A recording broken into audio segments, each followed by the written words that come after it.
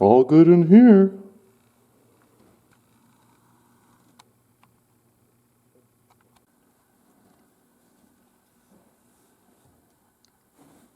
Looking good.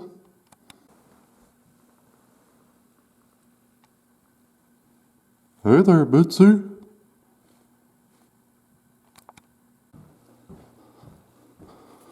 Boy, checking on all the animals sure does make me hungry. What could we get to eat? Beep, beep, beep, beep, beep, beep, beep, beep, beep, beep. Hello? Yes, I'm looking for the Pepper Man. That's right, I need an order of peppers. Thanks.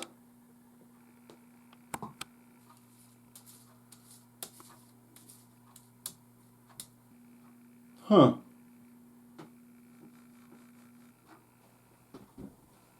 Beep, beep, beep, beep. Beep, beep, beep, beep.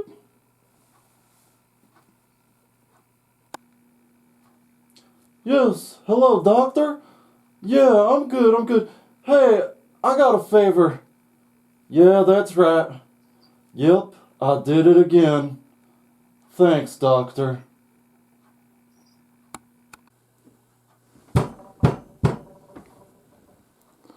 Come in.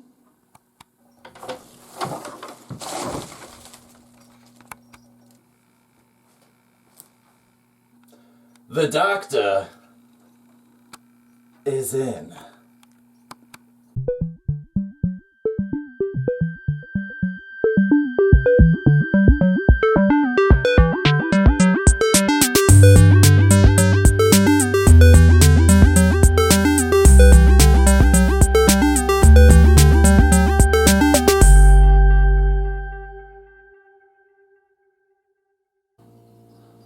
Oh, so you bought the seeds instead of the peppers, I see here, Professor.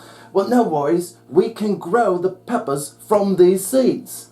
But I don't know anything about growing plants from seeds. Where do we even begin? First, we must germinate the seeds. Oh, what? That's gross. I don't want to germ anything. No, not germ anything, Professor. Germinate. Germination is the process by which an organism, like a plant, grows from a seed. Gee Wilker, that sure is amazing. But, Dr. Jarvis, how on earth does such a tiny little seed grow into such a big plant? Well, Professor, though the seed may be small, it is not a simple structure.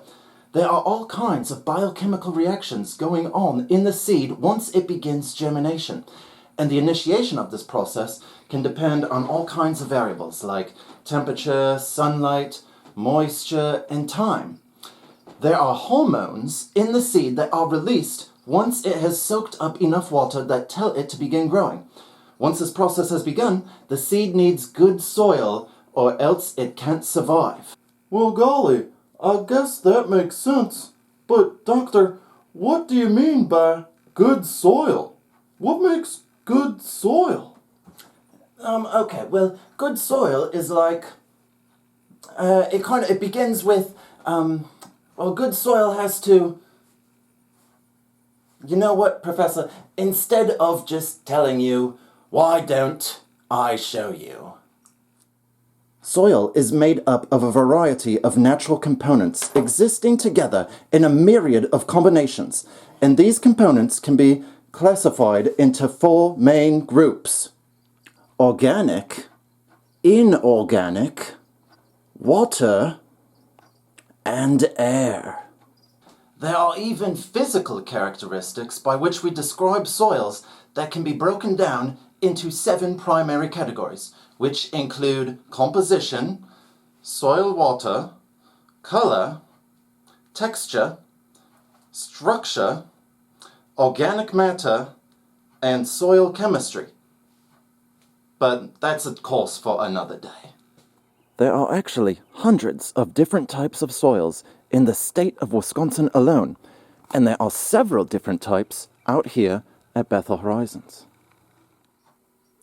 Here you can see some of the soil regions of Wisconsin, which include the forested silty soils, the prairie silty soils, and the forested soils over sandstone of the southwestern corner of the state. Soils of the southwestern ridges and valleys are represented by undulating, rolling, and hilly soils on either limestone ridges or on quartzite uplands, both of which we have represented in the cliffs out in the valley of Bethel Horizons. If we were to classify the prairie and forest soils we might find throughout southwestern Wisconsin and here at Bethel Horizons, there are 3 out of 12 orders we are likely to come across: alpha soils, mollisols, and intersols, which, if you would like some more detail as to what these types of soils are like, well, there you have it. Mollisols are actually abundant here out at Bethel Horizons. These dark, rich soils, commonly found in tallgrass prairies, are high in organic content and base nutrients, and often form calcium carbonate in the lower layers. Whoa! Don't worry, Professor, that badger won't badger you. Badgers actually prefer prairie regions with sandy loam soils, where they can dig more easily for their prey and excavate tunnels for their homes. Boy, that badger sure did startle me. But, Professor, what do you mean by sandy loam soils? Well... Now, Professor, do you recall when I was telling you about the 7 physical properties of soil? Yes, good. Now, silty loam soils has to do with one of those properties, and that property is texture. Soil textures rank in 3 main classes of particle size. Clay particles are the smallest, whereas silt particles are medium-sized, and sand particles are the largest, up to 2.0 millimeters in diameter. Texture is important for a variety of reasons. The finer the texture, the more surface area is available for chemical reactions to occur, and the ability of nutrients for plants.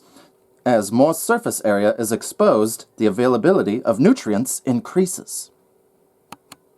As you can see here on the soil texture triangle, most soils are a combination of the 3 main particles.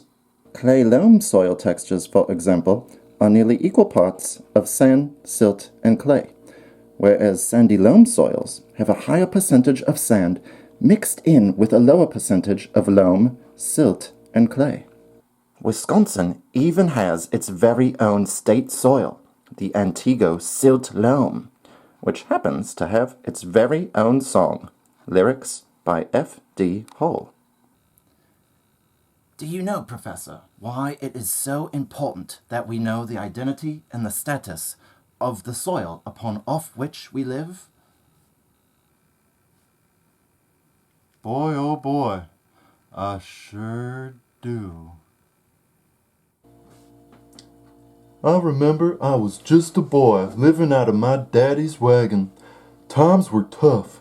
It was during what is now known as the Dust Bowl. It came in 3 waves, the first in 1934, followed by 2 more in 1936 and 1939. We had insufficient understanding of the ecology of the Great Plains, and the farmers conducted extensive deep plowing of the plains' virgin topsoil, displacing the native deep-rooted grasses that normally trap soil and moisture, even during periods of drought and high winds. Excessive plowing was exacerbated by rapid mechanization of farm equipment, especially the gasoline tractor and the combine harvester. Because of this, we suffered through severe dust storms, and many of our crops and livestock failed throughout the drought-stricken plains. No!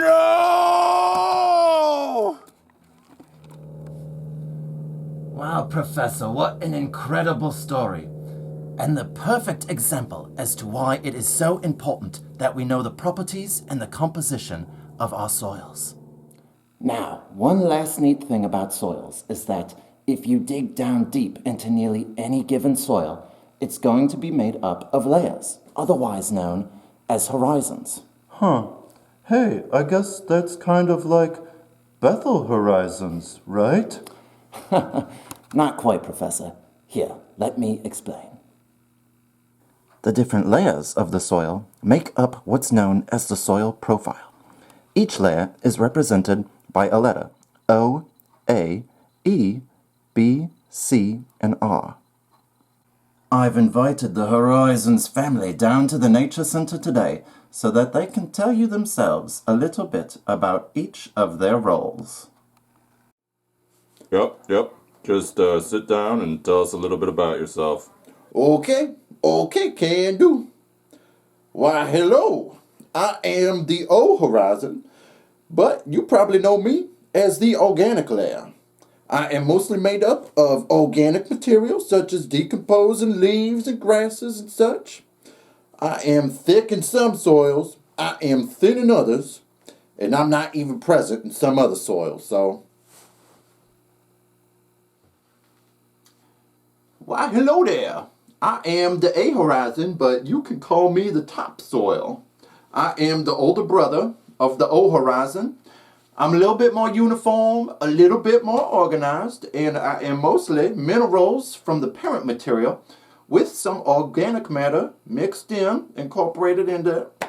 And I am very good. I am probably the best material for plants and other organisms to live and grow. Well, hey there, I'm the alluviated layer, otherwise known as the E Horizon.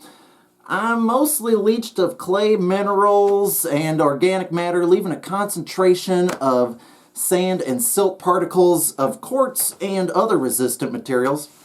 I'm missing in some soils, but I'm often found in older soils and forest soils. Hello, I'm the B Horizon. A lot of people call me the subsoil. And listen, that's true, I am the subsoil. I'm rich, very rich, in minerals that leach down from the A and E horizon and accumulated here. A lot of people say I benefit from the trickle-down effect where I get all those good, valuable nutrients from up above and they just trickle down into my layer. It's a pretty good layer. Subsoil, pretty sweet. Good day, it's a pleasure to be here today. I'm the C Horizon, otherwise known as the parent material. I'm the deposit at the Earth's surface from which all soils develop, giving rise to all those little layers above me. I guess that's why they call me the parent material. What's up? I'm the R Horizon, but I like being called the Bedrock. I'm the layer beneath the C Horizon, and I'm usually a mass of rocks such as granite, basalt, quartzite, limestone, or sandstone. I help out with all the little things up above. Bedrock on! Hi, thanks again for joining us for another Wildlife Wednesday. Stay tuned for part 2 of this series where the professor and I will be focusing on seeds. Until then, get outside, read a good book, and continue learning. Because remember, learning is cool. And don't you forget it.